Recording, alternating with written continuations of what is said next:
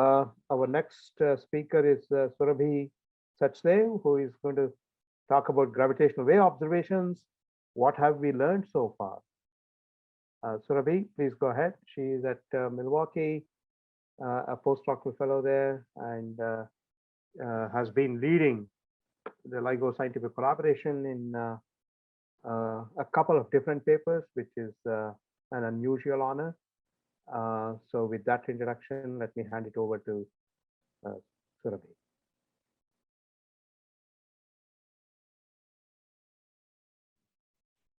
If you're speaking, sorry, one okay. second. Now we can hear. Now we can hear you. Yeah, please go ahead. Is everyone able to see my slides? Yeah. Yes. Okay, great. Thank you for the introduction, Satya. I'm currently a postdoc at University of Wisconsin-Milwaukee, and I'll be talking about what we've learned from the LIGO Virgo observations until today. So here's the brief outline of my talk.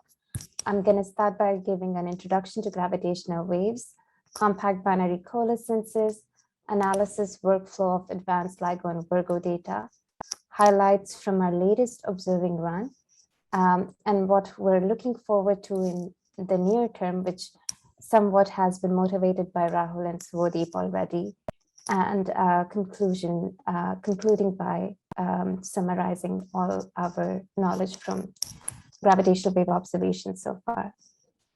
So in Newtonian picture, gravity is given by this force that is very well known. In Einstein picture, gravity is sourced by masses and energy themselves. So mass and energy curves space-time, and this curvature in turn tells mass and energy how to move. So if you consider that there are accelerating objects that are moving fast around each other, they're rapidly changing the gravitational, the curvature in the gravitational field. This change in gravitational field is carried by gravitational waves in speed of at the speed of light. And this is what we try to measure on Earth. So if you imagine gravitational waves are passing perpendicular to the screen, this is how they're going to affect a ring of particles. It's going to stretch and squeeze periodically. Gravitational wave strain is characterized by the change in length divided by the total length. And since this gravitational wave strain is really, really small, we need highly compact and very massive objects to be able to observe their effects on Earth. There are, broadly speaking, 4 types of sources that have been predicted for gravitational wave observations. The first being binary mergers. So these are mergers between compact objects such as neutron stars and black holes. It's a transient source where the frequency increases with time. We call it a chirp. And these are the only sources that we've detected so far. Another transient source is burst. They are also transient sources, but they're not well modeled. Example being supernovae. Continuous waves are emitting gravitational wave continuously in time at approximately constant frequency. Example being non-axisymmetric pulsars. And stochastic gravitational wave background, which is neither localized in time or frequency. It can be both from astrophysical sources, such as collection of superposition of compact binary objects at high redshifts, or it could also be cosmological sources such as radiation from early universe. Now, as I mentioned, the gravitational wave strength is really, really weak. And so to be able to measure H, we want to make L really large. So these are the kind of interferometers that we build to measure these really small changes in length by making them as large as we can currently. So the L here is of the order of kilometers currently. This here is LIGO Hanford Observatory in Washington, United States. This is LIGO Livingston in Louisiana. This is Virgo near Pisa in Italy, and this is an artist's depiction of Kagra, which is underground in Japan. In the observation run that was just concluded in the binary neutron star range, so the average range up to which we can detect binary neutron stars using these observatories was about 110 megaparsecs for LIGO Hanford and 135 megaparsecs for LIGO Livingston. For Virgo, it was about 45 to 50 megaparsec. In the next observing run, we expect about 40 to 50% increase in these ranges. We also are going to be joined by Kagra, although they're having some problem in achieving their expected sensitivity. So they'll be joining us at around 1 megaparsec, but increasing their sensitivity as the observing run goes on. So now I'm going to be talking about results. The first observing run of advanced LIGO detectors marked the birth of gravitational wave astronomy with this binary black hole detection GW150914. This here is the gravitational wave strain produced by 150914 projected onto LIGO Hanford detector. So the initial part of this waveform where the two black holes are going around each other but are separated is called as in spiral. As they get closer and closer, the amplitude increases and the frequency keeps increasing. This here is the merger where the amplitude is at its peak, and then this is the final ring down of the remnant black hole.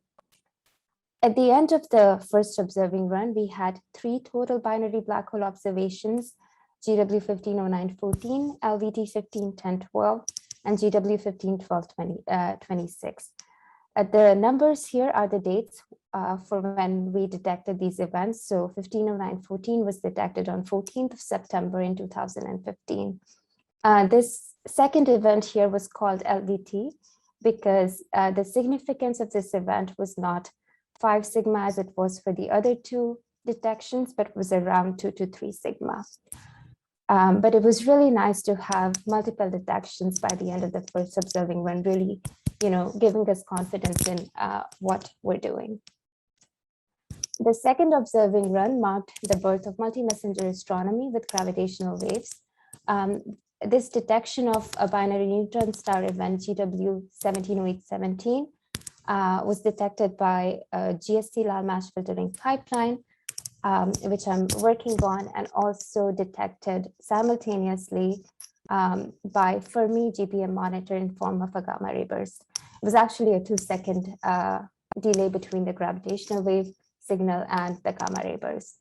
And this single event helped us figure out that binary neutron stars are the progenitors of short gamma ray bursts, helped us study the kilonova light curve, provided us with a measurement of the Hubble constant using gravitational waves, helped us measure that the speed of gravity is close to or very much equal to the speed of light, and provided us with a production site for elements that are heavier than iron. This is Ray Weiss here taking off his checklist of gravitational wave sources. As you will notice, these 3 sources are also the ones we talked about in the beginning that haven't been detected yet: burst sources, continuous waves, and stochastic gravitational wave background. So this is what the picture of a stellar graveyard where the stars die looked like at the end of the second observing run. Here, these red dots are the neutron stars that we know from EM observations. Sorry, they're the black holes that we know from the EM observations. These are the masses. The x-axis is not really meaningful. We're just showing it to plot things. The yellow dots here are the neutron stars that we know from EM observations. So these we know through X-ray binaries. And here are the LIGO Virgo observations. The blue are the black hole and black hole merging to form the remnant black hole. And this one object here is GW170817, where the 2 neutron stars merge to form the remnant black hole. And one thing that stands out is that all the black hole observations that we have from LIGO are sort of on the heavier side compared to the ones we know from X-ray binaries. And that may be just because the more massive the event is, the louder it is in LIGO. So we are able to see these much further away. And so we just see more of them. This is what the picture looks like at the end of the first half of the third observing run. And by the end of the third observing run, we're starting to completely fill up this graveyard here. And we're gonna have to think of a new strategy to plot these events in the next observing run. Quickly, some things that stand out. Here we have another binary neutron star detection, 1904-25, and I'll be talking about it again in a little bit. And then there is this event here, which has a very small mass ratio, 1908-14, this event here. And the secondary here, the lower mass, is in this region that is previously between black holes and neutron stars. And so we don't really know whether it's a neutron star or a black hole. That's why it's half orange and half blue. It also is in the same region where you have the remnants from the neutron stars. Another thing that we notice is that we have these really massive black holes that we're starting to see with primary and secondary lying in what we call as the pulsational instability supernova mass gap. And I'll be talking about that in a little bit. So the third observing run, which I'm going to be talking about, started on April 1st, 2019. The second day of the start of the run, we started public alerts. So any event that we detected was available to the public in case they had a telescope and wanted to point at the event. We had a month-long break in October. And even though the observing run was supposed to go on until the end of April, it was suspended earlier because of the COVID outbreak on March 27, 2020. So what happens, as these detectors are collecting data, what happens to the data? So the first step is to actually calibrate it because it's in terms of volts and you want to calibrate it and convert it into gravitational wave strain. And afterwards, it's passed on to these computing clusters where search pipelines operate on it. So the first four here are match filtering pipelines that are looking for compact binary coalescences. And CWB is a burst pipeline that is looking for unmodeled transient sources. So these pipelines are running on this data in low latency. And as soon as they have a candidate, they pass it on to gravitational wave database, where follow-up tasks are run on these events, such as data quality checks, finding coincidences between these different pipelines, creating sky localizations, and calculating source properties. Once that's done, this event is sent out to the world in form of a GCN. And all of this happens in the order of a minute or two. Once we have an event, all pipeline experts get on the phone and there is human vetting of the data, and either a retraction or a confirmation is sent out at the time scale of an hour. At longer time scales, we perform parameter estimation over these events and send out updates in classification on the time scale of about a week.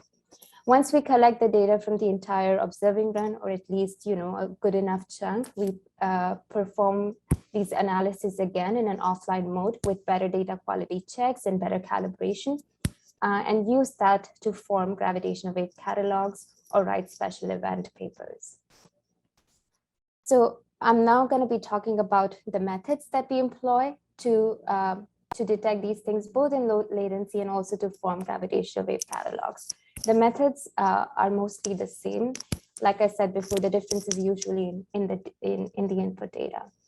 So for detecting compact binary coalescences, we used this technique in signal processing called as matched filtering, which is used to detect signals that are buried in noise. So here you can see this black here is data, and blue is our model for the template. And we just slide the template across data and calculate the cross correlation between the data and the model. And as soon as the model reaches a signal, you see this peak in SNR time series. So this is the basis for detecting compact binary coalescences. But as I said, we need to know the model for the things that we're looking for. And fortunately for us, compact binary coalescences are extremely well modeled. So the initial inspiral is modeled using theoretical techniques such as the post-Newtonian theory and the effective one-body formalism. The merger is calculated using numerical relativity, And ring down is calculated using numerical relativity and perturbation theory. And then analytical models, functional models are formed on top of these methods that we use in while detecting these signals. So these gravitational wave forms are a model, and these model depends on several parameters. So for compact binary coalescences, in the very basic model, you have 15 parameters, and you can broadly classify them into two categories, intrinsic and extrinsic. Intrinsic are the parameters that are intrinsic to the source itself, so the two masses and the spins of the two objects. And the extrinsic parameters depend upon the location of the source with respect to the observer. So sky location, the inclination angle, polarization angle, the distance of the source, and time and phase at coalescence. There is an assumption that we make in CBC searches, so compact binary searches, that the spins are aligned to the orbital angular momentum of the object. And what that does is all of these parameters here, you can sort of absorb them into D and form a D effective parameter. And then this just becomes a factor of the amplitude. And then we don't really need to worry about it while performing match filtering. And the only two extrinsic parameters that remain are the phase of coalescence and time of coalescence, which can be maximized over analytically.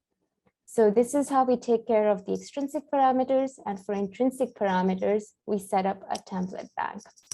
So this template bank here is a discrete set of waveforms. So each, here there are like single points, which we're not able to see because they're so close together.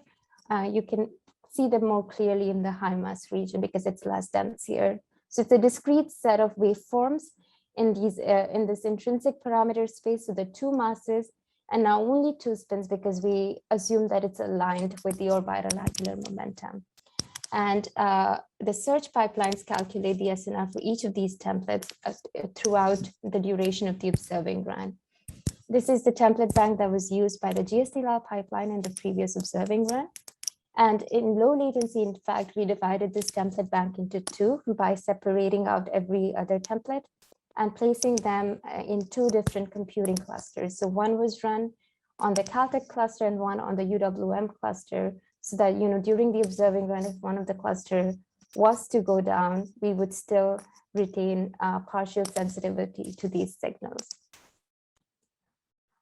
If noise were stationary and Gaussian, signal to noise ratio could be used as a ranking statistic, but noise in our detectors is not Gaussian. So in GST-LAL, we use likelihood ratio for a ranking statistic instead. Different pipelines have different ranking statistics, but the main idea is the same.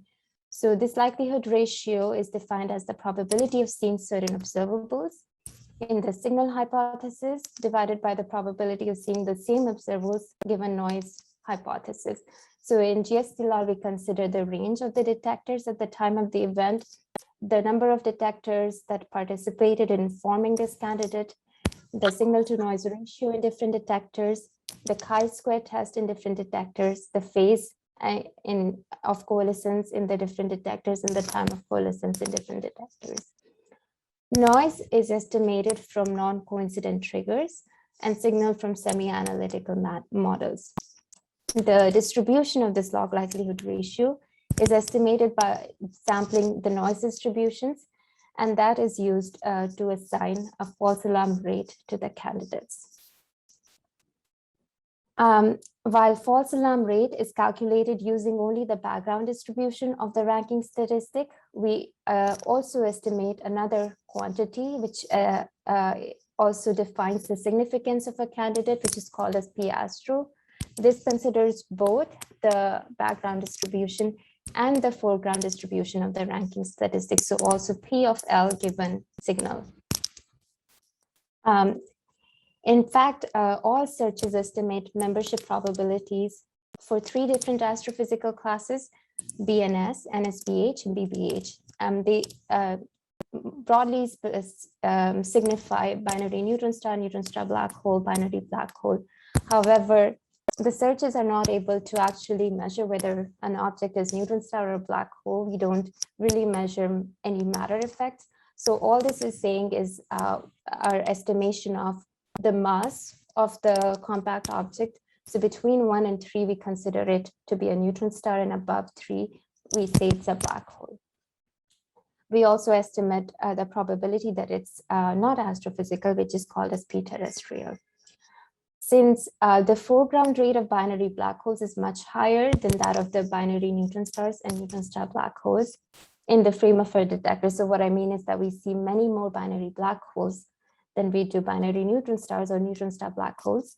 So if we have 2 events, one that we think is a binary neutron star and has the same false alarm rate, and as another event that we think is a binary black hole, we have more confidence in the event that we think is a binary black hole, just because the foreground in that category is larger.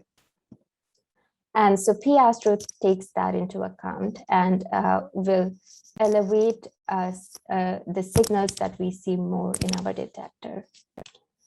So this was all to estimate the significance of events. Once we have an event that we think is significant and we think is real and astrophysical, we pass it on to parameter estimation pipeline, which then calculates posteriors on all of those 15 parameters, which I talked about earlier.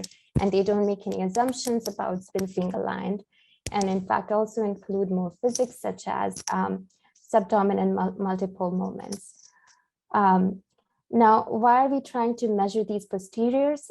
If you measure the mass, spin, and the redshift distribution of these binaries, that will give us a clue as to how these binaries are formed. We can also, in addition, add more parameters in addition to those 15 that I showed, some non-GR parameters, some tidal parameters, and also calculate posteriors on those to perform tests of GR and to infer neutron star equation of state. So these are roughly the methods that we use in LIGO data analysis, and now I'm going to be talking about results. So until the 3rd observing run, we now have 90 events so far that have p-astro greater than 0.5, 11 in GWTC1, 44 were added in the second catalog, gravitational wave transient catalog 2.1, and 35 were added in the third gravitational wave transient catalog. There is approximately 10% contamination in these catalogs. So what that means is that out of these 90 events, we expect about 81 are real. In addition, cross-correlation studies of subthreshold candidates between different astrophysical surveys, such as gravitational wave catalog and, for example, a catalog of GRB from Swift or Fermi, could potentially lead to a multi-messenger discovery. So if we have 2 subthreshold candidates that are spatially and temporally coincident, that coincidence can elevate their significance. So for that purpose, we've also been releasing deep subthreshold candidate lists, and we released 2,200 approximately events in the 3rd observing run, which did not pass our p-astro threshold, but had false alarm rates smaller than 2 per day. Now this catalog, the subthreshold catalog, is mostly just noise, and we estimate about 1 to 2% signals in these in this list.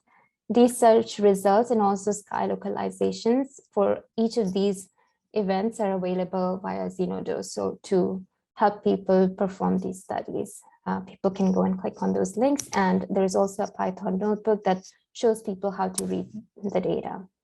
Now I'm going to be talking about some of the exceptional events that we detected in the previous observing run. The first one was GW190412. It was the first detection with unequal masses, provided as evidence for subdominant higher order multiple moments. Here we're plotting the mass ratio, posteriors on the mass ratio, and effective in spiral spin using 2 different waveform models. And you can see that the mass ratio is not equal to 1 in both of these models. The next one was the second binary neutron star observation, GW190425. Here we're plotting the posterior on the total mass of the event using 2 different priors on the spin. And these green points here are the observations of total mass of binary neutron stars that we see in our galaxy. And we plot a Gaussian fit on top of that galactic distribution and see that the total mass of 190425 is a 5 sigma deviation from that of other binaries in our galaxy.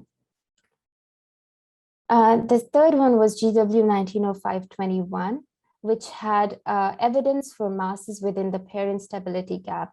So there is a gap that is predicted by stellar astrophysics in the mass range of around 65 to 120 solar mass due to pulsational pair instability supernovae, where outer layers of the stars are ejected, leaving behind either no remnant or a lighter remnant. Here we're plotting the posteriors on M1 and M2, and the probability of the primary or the heavier mass being inside this mass gap is 99%. So we don't really know how to form such objects. Some hypotheses have been to form these using hierarchical mergers of black holes inside dense environments such as an Aegean disk. This event also provided us with the first evidence of an IMBH event, the final remnant of this object. So here we're showing what this pair instability mass gap looks like. On the left-hand side, we're plotting the binary black hole observations from the first transient catalog, in addition to 190521 here. So the black dots are the primary components and the secondary component, the two black holes, and the red is the remnant black hole mass. On the right-hand panel, we're plotting the zero-age mean sequence mass of the progenitor stars and our expectation for the mass of the black hole that it will collapse to based on 4 different metallicities. And all of these metallicities, there is this gap that is predicted between 65 and 120 solar masses. And the primary of 190521 lies right in the middle of that gap. In addition, the inferred rate of such objects is not small. It's about 0.13 per gigaparsec cube per year. So that really challenges our all the formation channels for forming these kind of objects. The last exceptional event was GW 1908-14. Here we're plotting the secondary masses of all of the binary black holes from GWTC1 and also our neutron star events. As you can see, the secondary of 1908-14 lies in this region between the highest neutron star masses and the lightest black hole masses. So this lies in this another mass gap region where we cannot say for certain whether it's a black hole or a neutron star. It's also the lowest mass ratio detection so far and gives us strong SNR for the higher order modes. And it's the best dark side, and which means it's the best event that gave us the strongest constraints on Hubble constant without having an electromagnetic counterpart. And that's because if you measure multiple modes, you're able to break some of the degeneracies that we see between inclination, angle, and distance. And therefore, we're able to have really good constraints on distance, bilocalization, and it makes measuring Hubble constant really easier and better. So similar picture to the one that we saw before, showing the lower mass gap. Now we're plotting the binary black holes in the first gravitational wave transient catalog and also the binary neutron star events. So 1708-17 and 1904-25. So neutron stars are plotted in these blue circles and the remnant is in pink because we're not sure whether the pink is a black hole or a neutron star. And in addition, we're now plotting 1908-14, where the secondary is in this green square, again, because we don't know whether it's a black hole or a neutron star. And this is the primary and the remnant. So similar to before, we're plotting the zero-age mean sequence masses of the progenitor stars and our expectation for the masses that they collapse to using some different metallicity curves. And you see these two mass gaps now. One is this lower mass gap and one is this upper mass gap. And in the lower mass gap lies 1908-14. Again, it's really challenging to form such a low mass ratio system with the secondary being in the mass gap. And the rate that we infer of these systems is again not small. Some of the hypotheses for forming these events are nuclear star clusters through hierarchical mergers. And again, this is an evolving field, and we're going to know more about it in the future observing runs. The last exceptional events were neutron star black hole binaries. We observed 2 of them in the third observing run. And these were the first time that we observed neutron star black hole sources through any of the messengers, whether electromagnetic or gravitational waves. We're not able to measure matter effects. So the only way that we think that these are neutron stars is because of the mass measurement, and the mass of the secondary lies in the region where we expect the compact object to be a neutron star. So these are the 2 neutron star black hole binaries that we've observed. Here's 1908-14 also shown in this plot, because again, we don't know whether the secondary is a neutron star or a black hole for certain. And this bigger banana that you see here is 1904-26, which also has its mass is consistent with neutron star black hole, but the significance of this event is smaller compared to these 2 confident detections. So now Ray Weiss has ticked off his last remaining source category in the binary checklist. We still have 3 more type of sources that we hope to see with gravitational wave observations. So now that we've seen these individual events, what can we infer using the full entire catalogs? So there's 2 basic formation channels for making these compact binaries. One is the isolated formation channel, where 2 stars are already in a binary and they evolve together and form the compact binary system. The other is the dynamical formation channel, where compact objects that have the stars that are already in form of compact objects find each other through dynamical interactions in dense environments such as globular clusters, nuclear star clusters, AGN disks, and so on. There's 2, so again, these 2 channels have some observables that we can identify. So for the isolated formation channel, you expect the masses to be roughly the same and the spins to be roughly aligned with the orbital angular momentum and always positive. For the dynamical formation channel, we expect usually higher masses than the isolated channel, because they're formed in these dense environments where more massive objects cluster in the center and are able to interact more with each other. Lower mass ratios are possible in dynamical formation channel, and spins are isotropically distributed. So the end of the second observing run in our first catalog, most of the events were consistent with aligned spin, and also consistent with the chi effective being 0. And the mass ratio of the event, all the events were consistent with equal masses. So at the end of the first catalog, everything was consistent with the isolated binary formation channel. Now with GWTC2, we're seeing hints to dynamical formation channels with, sorry, I have to move my screen a little bit. With these low mass ratio events that we're seeing that and also low chi effective that we're seeing, or objects that are not consistent with chi effective equals 0. But Surabhi, 5 minutes. Okay. With GWTC3, now we have 3 candidates that are consistent with neutron star black hole binaries, 3 candidates that have the primary mass in the PIS and mass gap, and 2 candidates showing significant support for chi effective less than 0. So these events are pointing towards the dynamical channel formation scenario. Now, I've shown the inferred rate for binary black holes, binary neutron stars, and neutron star black holes. The 2 main observations that we can infer from the population of the third catalog is one for binary black holes. We see these over densities and under densities that point towards several formation channels. And for binary neutron stars and neutron star black holes, we see that the distribution of neutron stars we're seeing from gravitational observations is more flat compared to the one that we see from galactic observations.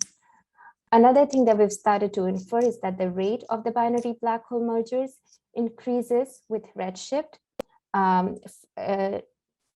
hinting towards following the star formation rate. So I am gonna skip some of the slides. Here I wanted to show something that we've been working on towards early warning detection that is made possible by long spirals of binary neutron stars.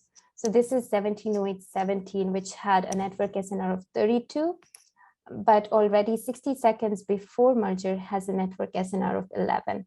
So we want to use this fact in the coming observing run and produce alerts for these events 10 seconds to a minute before merger.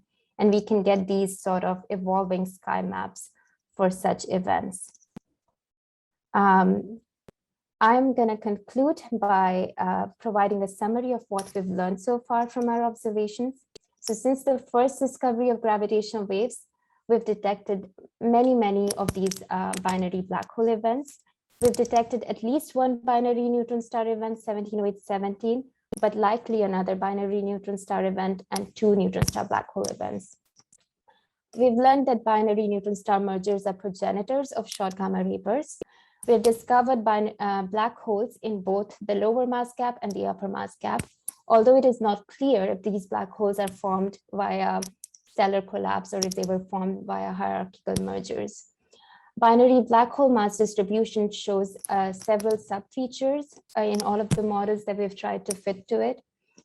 This potentially hints towards different formation mechanisms that are connecting together and forming these sub-features. We think that at least some of our binary black holes are formed in dynamical environments, since it's really difficult to form negative chi effective and low mass ratios in isolated formation channel. Neutron star that we've observed in gravitational wave observations follow a different mass distribution compared to those that we see in our galaxy. We don't know for sure whether it is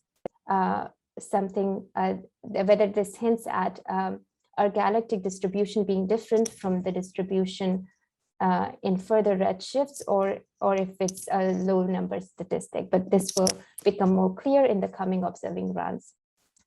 Gravitational waves can be used to measure the Hubble constant. However, we need more of these events before we're able to measure the Hubble constant with higher precision.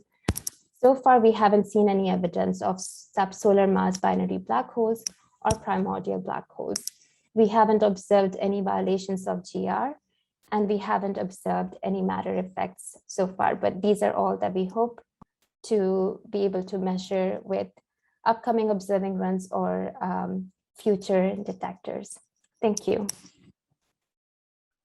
Thank you very much, Surabhi. I invite the audience to open their mic and clap for the record.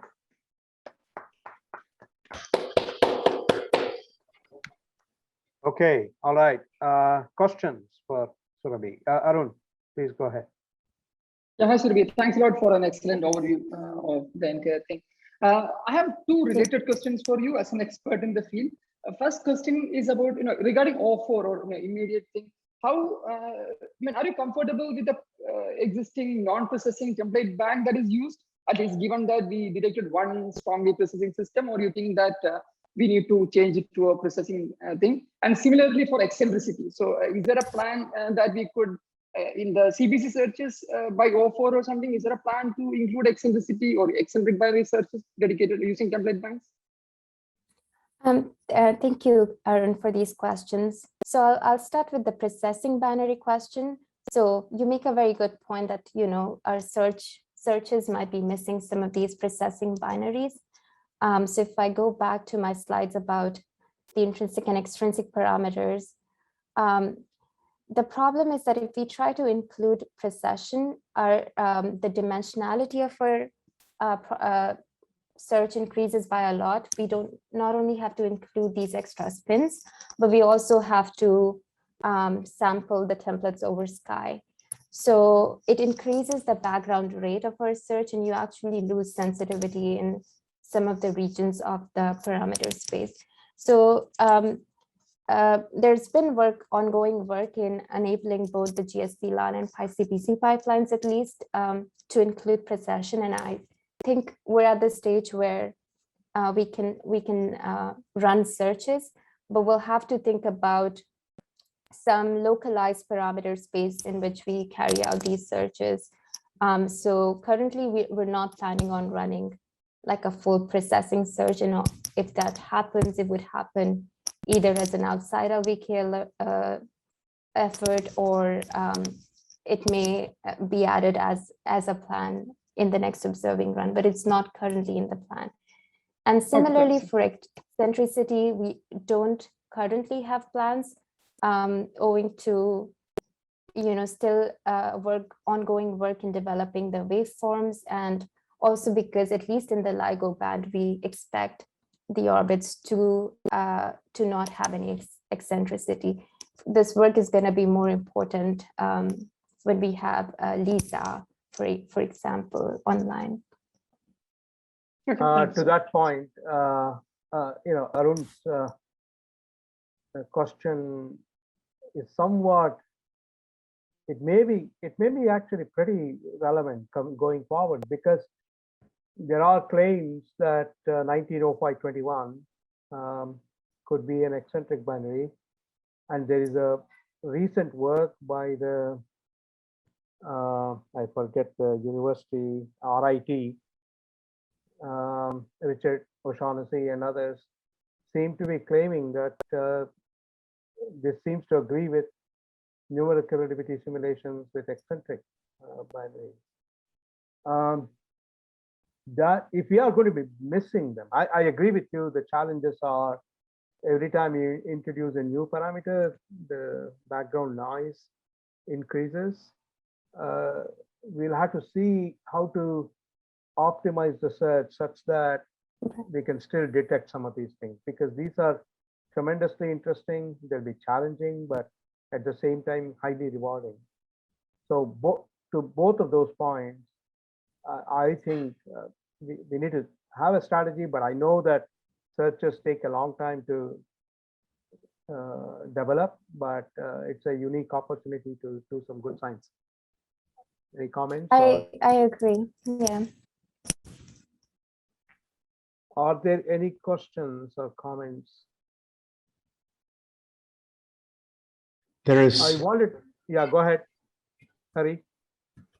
Hello, thank you for the nice talk. I was just wondering, since we have many templates, so can we use some machine learning algorithms to fill the gaps in the templates? What do you mean by gaps? Could you elaborate?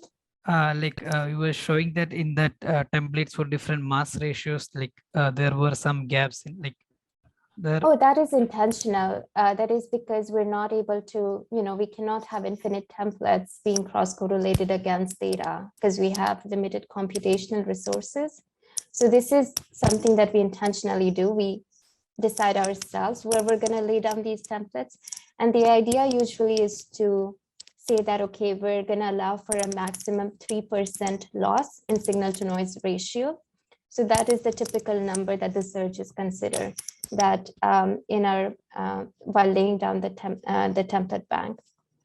The reason you have less dense templates in the higher mass region is because you need less number of templates there. The templates are smaller. So even if you are not exactly at the same mass region and a little bit away, the match between those two templates is high enough. Okay, thank you. Okay, any other? Yeah, Sriram. So somewhere you mentioned that, there have been no deviations from general relativity that have been found. Surabhi, I'm trying to understand, there are so many templates, and I would imagine in a modified theory, there may be a parameter space which is consistent with some of these templates. Is that a fair comment? Yes, but I guess what we do is we try to infer all of these parameters simultaneously.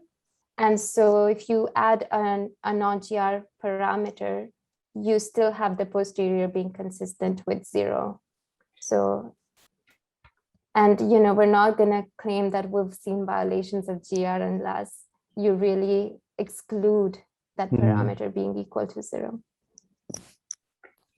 I think I think what you're asking is, if you look at what's the degeneracy between Exactly, that's the point. template bank and the GR, and it looks like because we match every cycle, we are extremely sensitive to the phase development or phase evolution of the signal, to the point that in spite of the fact that we are searching in a fairly large parameter space, we are able to constrain general relativity.